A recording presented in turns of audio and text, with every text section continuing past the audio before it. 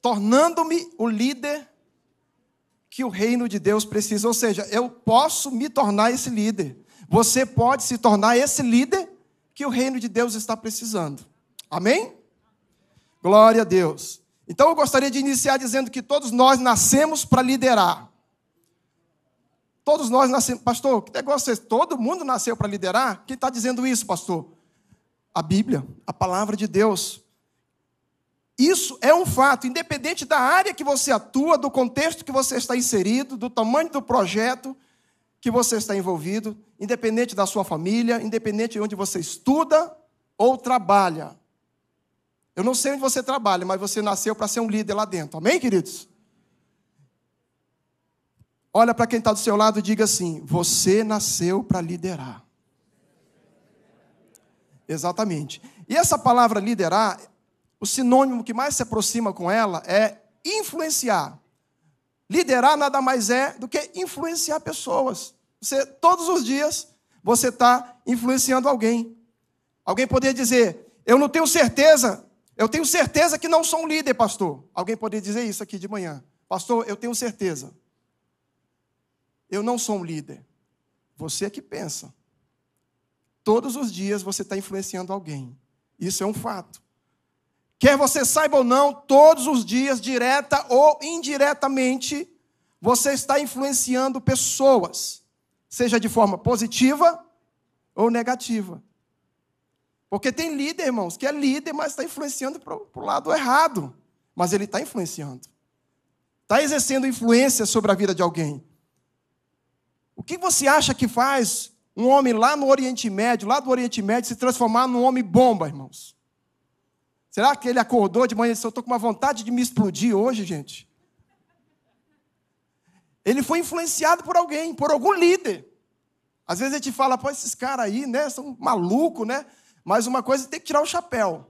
Para você, o cara é muito líder para convencer alguém de se explodir, irmão. Não é verdade? Por que eu não posso convencer alguém para ser um líder no reino de Deus? Para liderar alguém, para discipular alguém, para cuidar de vidas para Jesus. Diga comigo: influência. Para te provar que você nasceu para liderar, olha só, a primeira descrição do homem na Bíblia envolve liderança. Deus nos criou para liderar. Olha o que diz em Gênesis, capítulo 1, versículo 26. E Deus disse: façamos o ser humano a nossa imagem, conforme a nossa semelhança. Tenha ele domínio, diga comigo, domínio. Tenha ele domínio sobre os peixes do mar, sobre as aves dos céus, sobre os animais domésticos, sobre toda a terra e sobre todos os animais que rastejam pela terra. Olha só, quem falou isso foi Deus. Ele falou: olha, eu vou criar o homem, mas eu vou criar com um propósito. Ele vai ter que dominar, ele vai ter que liderar. Note que antes mesmo de Deus criar Adão, ele já tinha em seu coração um plano bem definido para ele. Ele não tinha nem criado o homem ainda, ele falou: façamos o homem, o ser humano, a nossa imagem e a nossa semelhança, e domine ele sobre tudo. Domine. Ele não tinha criado o homem ainda, mas ele já tinha um planejamento estabelecido para aquele homem. Ou seja, liderar. Adão, você vai liderar. E agora só, se Deus chamou Adão para liderar, ele dá autoridade para Adão fazer isso. Ele fala: domine, Adão. Você pode dominar. Porém, ele não dá só essa autoridade. Toda vez que Deus dá autoridade para o homem, ele também dá sabedoria para liderar. Tanto é que, não sei se você sabe, mas foi Adão que colocou o nome dos animais, irmãos. Você olha para a vaca, ela não tem cara de vaca mesmo? Foi o Adão. Falou: você vai ser vaca a partir de hoje. E até hoje a vaca é vaca. Deus deu autoridade e deu sabedoria para Adão liderar. Quando Deus dá essa autoridade ao homem, em outras palavras, ele está dizendo: lidere. Eu estou te capacitando para você liderar. Irmãos, quantas pessoas hoje têm uma capacidade enorme de fazer grandes coisas para Deus, mas não estão fazendo nada para Deus. Não estão liderando ninguém. Estão sendo influenciadas lá no trabalho, lá na faculdade, mas não estão influenciando ninguém. Deus deu capacidade para cada um de nós para sermos influência positiva na vida das pessoas. Então, queridos, tendo dito isso aqui, o que está em questão não é se eu devo ou não devo liderar, porque a Bíblia já mostrou que nós devemos liderar. O que está em questão aqui é como eu vou fazer isso. Como é que eu vou liderar? No Novo Testamento, Deus confirma o chamado que nos faz para influenciar outros. Olha só, eu falei em Gênesis, agora eu vou falar no Novo Testamento. Mateus 5,13, olha o que diz Mateus capítulo 5, versículo 13 a 16. Acompanhe comigo aqui. Vocês são o sal da terra. Ora, se o sal vier a ser insípido, como lhe restará o sabor? Para nada mais presta, senão para, lançado fora, ser pisado pelos homens. Vocês são a luz do mundo. Olha para o seu irmão e diga, você é a luz do mundo, meu irmão. Vocês são a luz do mundo. Não se pode esconder uma cidade situada no alto de um monte. Nem se acende uma lamparina para colocá-la debaixo de um cesto, mas no lugar adequado, onde ilumina bem todos os que estão em casa. Olha o último versículo. Assim brilhe também a luz de vocês diante dos outros. Irmãos, essa luz que Deus te deu, ela não foi feita para ficar escondida. Você foi feito para influenciar pessoas, amém? Assim brilhe também a luz de vocês diante dos outros, para que vejam as boas obras que vocês fazem e glorifiquem o Pai de vocês, que está nos céus. Olha essa frase aqui, pode colocar aí, meu amado. Essa próxima frase. Você não precisa ser muita coisa. Você sabia disso? Você não precisa ser muita coisa não, irmão. Você só precisa se tornar a pessoa que Deus quer que você se torne. Só isso que Ele quer de você. Ah, pastor, eu queria... Sabe, eu sei que eu não vou ser muita coisa, ou então eu vou ser muita coisa. Não, você não precisa. Você só precisa se tornar a pessoa que Deus quer que você se torne. Às vezes, nos achamos tentando ser outra pessoa. Quem já aconteceu com você já? Às vezes a gente quer ser, a gente admira tanto alguém, que não é errado, você pode admirar as pessoas, os grandes líderes, tantas pessoas que a gente admira, mas às vezes nos achamos tentando ser outra pessoa, tentando suprir as expectativas que outros têm a nosso respeito.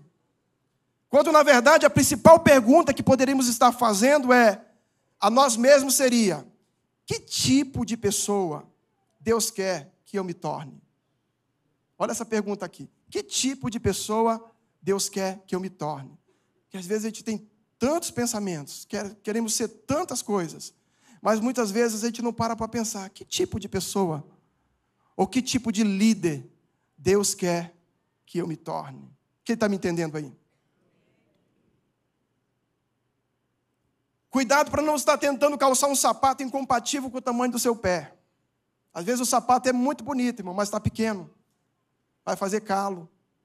Você não vai aproveitar. Quando Jesus esteve aqui na terra, em carne, existiam muitos outros líderes na época.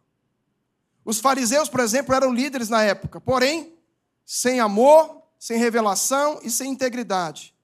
Ou seja, líderes que o reino de Deus não estava precisando. Quando Jesus vem, ele vem fazer o papel dele. A Bíblia diz que na época de Jesus, em carne, aqui, existiam muitos líderes, muitas pessoas liderando. Tinham muitos líderes aqui. Os fariseus, eu estou dando só um exemplo aqui. Os fariseus, na época, eram os grandes líderes da época. Só que não era aquele tipo de líder que o mundo estava precisando. Né? Porque eles não tinham amor, não tinham integridade, não tinham revelação. Eles viram Jesus e não tinham revelação. Então, pastor, como então me tornar o líder que o reino de Deus precisa? Como eu posso me tornar esse líder, se eu sei que o reino de Deus está precisando? Quantos creem que o reino de Deus está precisando de líderes aqui, irmãos? Sinceramente, eu falo isso para você. O mundo hoje está clamando por líderes, por liderança. O mundo hoje está clamando por liderança. Então, como eu posso me tornar esse líder que o reino de Deus está precisando? Eu coloquei alguns pontinhos aqui, e eu vou ser bem breve. Primeiro ponto, assumindo a minha identidade em Cristo. Primeiro ponto, eu não vou poder fazer nada para ninguém, É impossível eu tentar fazer alguma coisa para Deus sem eu tomar posse da minha identidade em Cristo. Se eu não sei quem eu sou, é impossível fazer algo relevante para Deus se não tiver certeza sobre a sua identidade. E eu quero declarar isso sobre a sua vida. Você é filho amado, amém, irmãos? Salvo, amém? Perdoado, amém? Santificado, purificado. Tudo isso você já é, porque você é filho. Agora você precisa ter essa revelação. Se você não souber disso, não vai adiantar muita coisa. Se você não tiver a revelação, você não vai fazer grandes coisas para Deus. Deus olhou para Moisés e Deus viu um grande potencial na vida de Moisés, irmãos. Deus precisava de um líder para libertar o povo de Israel. Deus precisava de alguém que fosse na frente. De alguém disponível. E Deus olhou para Moisés e falou, esse cara aqui, ele pode ajudar. Só que Moisés não pensava da mesma forma. E Moisés, quando ele foi chamado, ele deu 5 desculpas para não fazer aquilo que Deus estava falando para ele fazer. Eu quero falar rapidinho sobre essas 5 desculpas. Primeira, quem sou eu? Quando Deus fala com Moisés, a primeira desculpa que ele dá, Senhor, peraí, quem sou eu? Olha eu aqui. Não podemos ter dúvidas de quem nós somos. Exemplo, Jesus. Ele é batizado, vai para o deserto. Quando está no deserto, sendo tentado lá pelo inimigo, a primeira coisa que o diabo fala, se tu és o Filho de Deus, faz isso, faz aquilo. Ou seja, o diabo queria lançar uma dúvida sobre Jesus. Jesus tinha um grande trabalho a fazer. Só que o diabo queria lançar uma dúvida na mente dele. Mas ele já sabia quem ele era, que ele era filho de Deus. Tanto é que ele não cai nessa cilada. Muitos cristãos estão caindo nessa cilada. Olha, eu não sei quem eu sou. E a pessoa não sabe quem ela é. Então, a primeira desculpa de Moisés foi, quem eu sou? Quem sou eu, Deus? Olha eu aqui, quem sou eu para fazer isso tudo que você está falando? Segundo, quem és tu? Quem eu sou? Agora, quem és tu, Senhor? Isso fala de relacionamento. Ele fala que Moisés, nesse momento, não tinha relacionamento com Deus. Ele não sabia quem era Deus. Ele deu essa desculpa. Terceira desculpa. Se eles não me ouvirem, Senhor. E se eles não me ouvirem? Nós precisamos fazer a nossa parte. E o Espírito Santo faz a dele. Amém, irmãos? Nós, como liderança, a gente tem que estar preocupado com o que a pessoa vai pensar, não vai pensar. Não, faça a sua parte. Deixa o Espírito Santo fazer a dele. Amém, queridos? Outra desculpa, nunca fui um bom orador. Foi a desculpa de Moisés, Senhor, eu não sei falar. Eu não sei, eu não sei me comunicar, Senhor. Deus não está atrás de bons oradores. Deus está atrás de pessoas compromissadas. Porque não adianta de nada a pessoa ser um ótimo orador, mas não está fazendo nada para Jesus. Não adianta. Deus não está atrás de bons oradores, e sim de pessoas compromissadas. Outra desculpa que ele deu. Eu sei que você encontrará outra pessoa, Senhor. Chama o Arão, Senhor. Chama alguém aí. E Deus está falando, não, meu irmão. Eu quero você. Eu quero usar a sua vida. Então esse é o primeiro ponto. É o primeiro ponto que eu falei. Assumindo a minha identidade em Cristo. O segundo, estabelecendo, para eu me tornar esse líder que o reino de Deus está precisando, eu preciso estabelecer uma parceria com Deus. Para quem a gente está fazendo isso aqui, irmãos? Não é para Deus? Quando eu estou cuidando de um life group, quando eu estou discipulando alguém, cuidando de um outro casal que estava querendo se separar e de repente você começa a cuidar e ajudar aquele casal a se firmar. Para quem é que você está fazendo? Pode responder aí. Diga comigo, para Deus. Então, queridos, se é para Deus que você está fazendo, então nada impede você de estabelecer uma parceria com Deus, porque é para Ele que você está fazendo. E quando você tem essa revelação de que você está fazendo para Deus, nada vai desanimar você. Quem está me entendendo aqui? Nada vai desanimar você, porque você sabe que você está fazendo para Deus. Quando vier os problemas, as dificuldades no seu life group, você vai dizer, não, estou fazendo para Deus. Eu não vou desistir. Amém? Se a minha motivação de fazer o que estou fazendo é para agradar a Deus, então eu preciso ter Deus como meu principal parceiro. Deus faz pacto, mas não vende favores. Olha só, 3 exemplos aqui na Bíblia. Primeiro, Jabes. Uns chamam Jabés, mas eu chamo de Jabes. Jabes fez um pedido a Deus e não ofereceu nada em troca. Segundo, Jacó pediu ajuda e ofereceu 10% de tudo que ganhasse. E Deus aceitou. Jacó falou assim: Senhor, se o Senhor me abençoar nisso aqui que eu estou empreendendo, tudo que eu ganhar eu vou te dar 10%. E o que Deus falou? Tudo bem, eu aceito, Jacó. Terceiro exemplo, a diferença entre ser grato e querer comprar o favor de Deus. Simão, o mago, buscou receber bênçãos divinas em troca de dinheiro, e sua proposta foi recusada. Deus falou: nada feito. Quando ele viu aquilo acontecer, quando ele impunha as mãos sobre as pessoas, ela recebia o Espírito Santo. Ele tentou comprar isso. Ele ficou admirado. Ele falou: como é que eu faço? Está aqui dinheiro, eu quero ter isso também. Ele tentou comprar. E a proposta dele foi recusada. Amém, queridos? Então, nós precisamos estabelecer a parceria com Deus. Terceiro, colocando-me à disposição. Se você quer ser um líder que o reino de Deus está precisando, você não vai conseguir fazer isso se você não se colocar à disposição. Muitas pessoas preferem a zona de conforto. Ah, não, pastor, eu não quero me envolver. Ah, não, dá muita dor de cabeça. Ah, não, pastor, tá bom aqui do jeito que eu tá. Tá bom, eu não quero ser isso, não. E ela prefere, então, a zona de conforto. Olha o que é que fala aqui sobre zona de conforto, essa frase. Pode colocar. Preferir a zona de conforto pode nos levar à ausência de riscos, mas também à ausência de maturidade e sucesso. Aquela pessoa que não quer correr risco de nada. Ah, não, se não der certo. E aí ela fica numa zona de conforto. Só que ela não entendeu que para ela amadurecer, ela precisa passar por um processo. Esse processo de amadurecimento, muitas vezes, ele só vem quando a pessoa começa a fazer. Ela começa a executar. Então, ela começa a executar, então ela começa a ficar madura. E aí, ela não entende, porque muitas pessoas têm sucesso e ela não tem.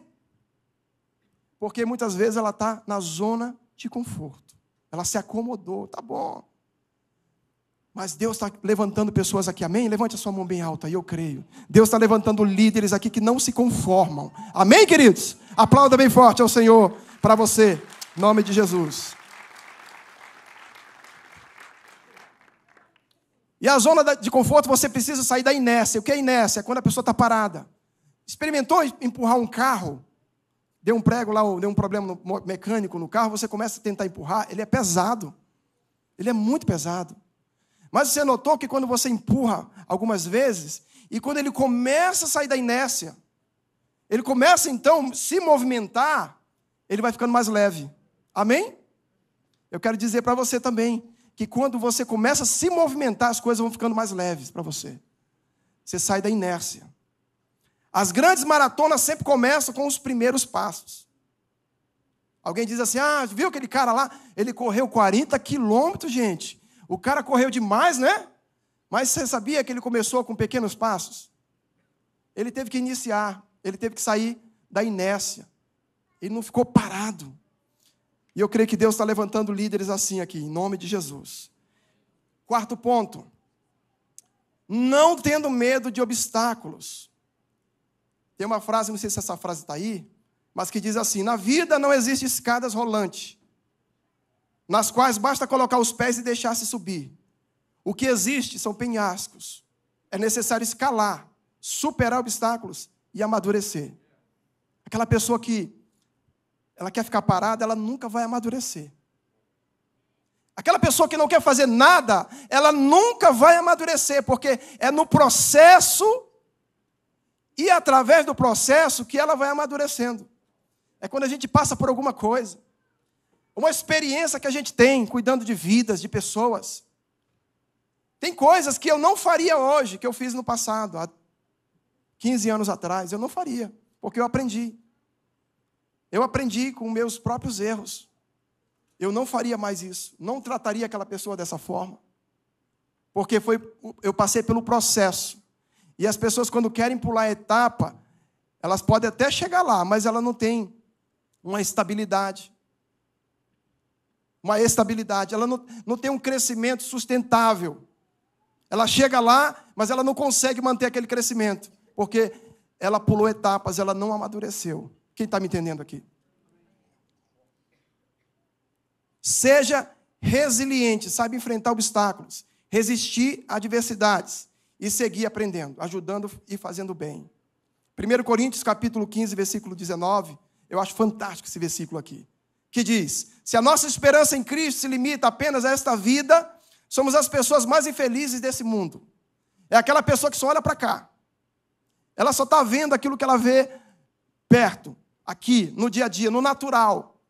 Quando o líder começa a ver, além disso, ela começa a ver a vida que Deus tem para ela lá no céu, de glória. Gente, nada desanima ela. Mas se ela está ligada só aqui, a Bíblia está dizendo aqui, o apóstolo Paulo, que nós somos os mais infelizes de todos os homens, se a gente está confiando somente aqui. Amém? Quinto ponto, mantendo um coração de aprendiz. Quanto mais você aprende, mais terá com que repartir com os outros. Enquanto mais você aprende, mais você tem algo para dar para alguém. Amém, queridos? E tem essa frase que diz assim: a partir do momento que eu paro de aprender, nesse exato momento eu perco o direito de ensinar. Parei de aprender, pastor, não quero mais aprender nada, então, naquele momento, você perdeu o direito de ensinar, porque você não vai ter para ensinar. Nós temos que ser eternos aprendizes. É aquela pessoa que reconhece que ela precisa aprender. Eu acho tão legal quando a pessoa fala assim: poxa, eu sei que eu tenho uma limitação aqui, pastor, nessa área aqui. Quando ela reconhece isso, é o primeiro fator que ela está aprendendo. Quando ela não reconhece isso, ela não aprende. Porque você nunca vai aprender algo que você acha que sabe. Você reconhece que você precisa aprender algo, você vai aprender, porque você tem humildade para dizer: olha, isso aqui eu não sei. Ou se alguém te pergunta algo: eu vou ser sincero, eu não sei te responder isso aqui. Eu preciso aprender isso aqui para poder falar para você. Isso é humildade, de continuar aprendendo. Então, parabéns para você que está aqui no Tadel hoje. Amém, irmãos? Estou vendo aqui lotado o Tadel hoje, glória a Deus, amém? Dê para Jesus uma forte salva de palmas mais uma vez. Pelos tadelianos. Você decidiu estar aqui hoje. Você escolheu estar aqui. Não, pastor, eu estou aqui porque o meu líder me forçou. Não. Você escolheu estar aqui no Tadel para aprender. E isso que você está aprendendo, você vai poder repartir com muitas pessoas também, em nome de Jesus. Sexto ponto, sendo organizado. Como é que eu posso me tornar um líder que o reino de Deus está precisando? Sexto ponto, sendo organizado. Irmãos, não tem como, não combina liderança com desorganização. Não faz parte, né? Quando você vai numa palestra de liderança, a primeira coisa que ele fala é isso aqui: seja organizado. Você nunca vai ver um cara lá, um líder lá, dando uma palestra e diz: olha, não, mas você pode ser bem desorganizado mesmo, vai lá. Não, você tem que ser organizado. Planejar, estabelecer prioridades são marcas de um líder organizado. É aquela pessoa que estabelece, planeja. É o primeiro sinal de um líder organizado. Jesus é o principal exemplo disso. Jesus foi um líder organizado. Tem vários exemplos que eu poderia te dar, mas um aqui que é clássico. Na multiplicação dos pães e peixes. Jesus, vamos multiplicar aqui e tal. Está aqui, Jesus, só tem 5 pães aqui, só tem isso aqui de peixe. O que a gente faz? Primeira coisa que ele fez foi multiplicar, irmãos? Diga comigo, ele organizou. Senta todo mundo aí, irmão, de 50 em 50, grupinhos. Está todo mundo aí? Está tudo ok agora?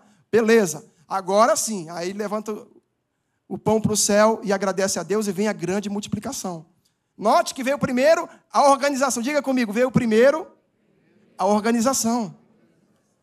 Você quer que a sua casa seja abençoada? Organiza primeiro. Você quer que a sua empresa seja abençoada? Organiza a sua empresa. Você quer que a sua vida financeira seja abençoada? Organiza a sua vida financeira. Depois os recursos vêm. Tem uma frase aqui que eu gosto dessa frase, que diz assim, essa frase é do William McCraven, esse almirante da Marinha Americana. Olha o que ele fala. Se você quer mudar o mundo, comece arrumando a sua cama. Já viu aquele jovem que diz, eu quero mudar o mundo, fazer diferente? Comece arrumando a sua cama, então, filho. Não é verdade? É muito forte, mas é uma pura verdade. Não confunda estar ocupado com produtividade. Não confunda estar ocupado com produtividade. Tem gente que é muito ocupada, irmãos. O cara não para, mas não produz nada. Você olha, cadê? O cara não fez nada, mas ele está muito ocupado. Está fazendo coisa para cá, para lá, mas nunca produz. Não confunda estar ocupado com produtividade. Muito menos agir com concluir. Tem gente que fala assim, não, eu sou daqueles que agem, sabe? Eu sou daqueles caras que agem, mas sempre está fazendo uma coisa diferente e nunca conclui. Começa uma coisa, daqui a pouco não termina, e começa a outra, não termina. Ele é o cara da ação. Ele sempre está agindo, mas ele não conclui. Não termina. Então, queridos, o importante é concluir. Avalie suas tarefas com seus resultados. Então, veja as tarefas que você está envolvido, veja os resultados que elas estão dando para você, para o ministério, para a igreja, para o seu life group, para o seu discipulador, para o seu discípulo. Se essas tarefas que você está fazendo, se elas estão trazendo algum tipo de resultado. Sétimo ponto. Diga comigo, seja focado. Focado. Gente, não tem como ser um líder que Deus quer usar nesses dias se a pessoa não tiver um foco. O líder focado, ele não perde tempo com coisas que não agregam com o seu chamado, muito menos com discussões fúteis. Quando o líder é focado, ele não para discutir com besteira, para ficar brigando por besteiras. Ele não para perder tempo com coisas que não agregam nenhum tipo de resultado na sua vida. Tem uma história que fala que um jovem aprendiz chegou com o seu mestre e falou, mestre, qual é o segredo da felicidade? Aquele mestre olhou para ele e falou, não discutir com idiotas. E o jovem falou para ele, não, eu não concordo que essa seja o principal segredo, não. Aí o mestre olhou para ele, suspirou e falou, sabe que você tem razão? Às vezes as pessoas ficam discutindo, não, mas quem foi que nasceu primeiro? Foi o ovo, a galinha, não sei. Ficam brigando, batendo boca, né? E o líder focado, não, ele não para esse tipo de coisa. Ele é focado, ele sabe o que quer, ele sabe para onde vai. Diga comigo, levante sua mão bem alto aí. Diga assim, eu sou um líder focado. Irmãos, eu estou vendo aqui muitos líderes focados. Na verdade, todo mundo aqui é líder focado. Você está aqui no Tadel, irmãos. Você está focado em fazer grandes coisas para Deus. Parabéns. Deus quer usar a sua vida para isso. Isso mostra que você é focado. Não estou dizendo que quem não está aqui no Tadel, irmãos, não é focado. Tem muitos irmãos que faltaram hoje por causa das eleições aí, estão trabalhando e tudo. E a gente entende completamente. Mas eu quero te dar parabéns. Porque você está aqui hoje no Tadel. Você é focado. Amém? 8 pontos. Oitavo ponto. Seja proativo. Não espere que alguém lhe peça. Simplesmente faça. Tem muita coisa para fazer dentro do Life Group, né, irmãos? Eu poderia te dar aqui uma lista de coisas que você poderia estar fazendo dentro do seu Life Group. Pastor, eu não sou líder de Life Group ainda. Eu não sou nem discipulador ainda, pastor. Mas eu quero dizer que você pode fazer muita coisa para ajudar o seu Life Group. Tem uma lista de coisas. Você pode ajudar no lanche, no louvor. Você pode ajudar na recepção. Você pode ajudar cuidando dos novos convertidos, passando livrinho com outros, as pessoas que estão chegando agora. Você pode ajudar em muitas coisas dentro do seu Life Group. Agora, para você fazer isso, você precisa ser proativo. Proativo é aquela pessoa que não espera, aquela pessoa que faz, aquela pessoa que executa. Porque, inclusive, de manhã eu estava falando aqui na nossa reunião de líderes e auxiliares da minha rede, que não basta eu ter uma boa ideia, não basta eu ter uma grande ideia, eu preciso executar essa ideia. Eu preciso tirar do papel e colocar em prática. E isso eu só vou fazer se eu for um líder proativo. Amém, queridos? E para encerrar, o último ponto. e não menos importante, pelo contrário, o mais importante. Seja amoroso. Olha para o seu irmão aí, diga assim, seja amoroso. Se o líder não tiver essa característica aqui, irmão, ele pode fazer o que for. Ele pode até plantar bananeira, mas não vai para frente. Se ele não for amoroso, tudo que ele faz vai estar indo para o ralo. Se ele não for amoroso, ele pode profetizar. Ele pode falar bem. Sabe? Pode até parecer que é um líder top. Mas se ele não for amoroso, ele coloca tudo a perder. E nós temos muitos exemplos, né? Não só na Bíblia, mas no nosso dia a dia aqui na nossa igreja. Nosso pastor mesmo, pastor Eibe, é um exemplo clássico de líder alto nível e amoroso. Ele pode ser muito alto nível e ainda assim ser amoroso, porque uma coisa não impede a outra. Ele pode ser. Seja amoroso. Essa, sem dúvida, é uma das principais características de um líder. Quando você é um líder e você trata bem as pessoas do seu life group, quando você trata bem as pessoas da sua empresa, que você é líder lá, você é um professor, você é líder lá dos alunos, você trata bem com amor, isso vai fazer uma diferença muito grande. Eles vão começar a olhar para você e dizer, cara, eu quero ser um líder como esse cara aí. Eu quero ser desse jeito. Eu quero tratar as pessoas dessa forma como ele trata. Olha o que diz. 1 Coríntios 13, 2. 1 Coríntios 13, 2 diz, ainda que eu tenha o dom de profetizar e conheça todos os mistérios e toda a ciência, ainda que eu tenha tamanha fé a ponto de transportar montes, se não tiver amor, nada serei. Diga comigo, se não tiver amor, eu não posso ser um líder. E o líder que nós estamos falando aqui, irmãos, não é qualquer líder não, tá? É aquele líder que o reino de Deus está precisando hoje. Amém? Quem está me entendendo aqui? E para concluir, a minha oração nesse dia é que você possa ir de encontro a essas verdades da palavra de Deus e que você se torne esse líder que o reino de Deus está precisando. Amém? Fique em pé, vamos orar e agradecer a Deus por esse tempo, queridos. Olha para quem está do seu lado e declare para ele aí, diga, eu já vejo que você é esse líder que o reino de Deus está precisando.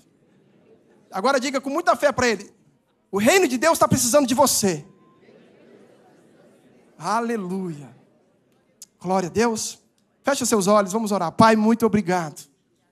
Obrigado, Espírito Santo, porque sabemos que o Senhor quer nos levar para um novo nível. Um nível de intimidade com o Senhor. Um nível de liderança que nunca vivemos antes. E eu creio que o Senhor está preparando aqui, nesse lugar, uma grande, grande quantidade de líderes que farão diferença. E tudo isso que nós falamos aqui, Pai, que possa entrar no nosso coração. E a gente possa dizer, Deus, eu estou aqui, estou disponível para o Senhor.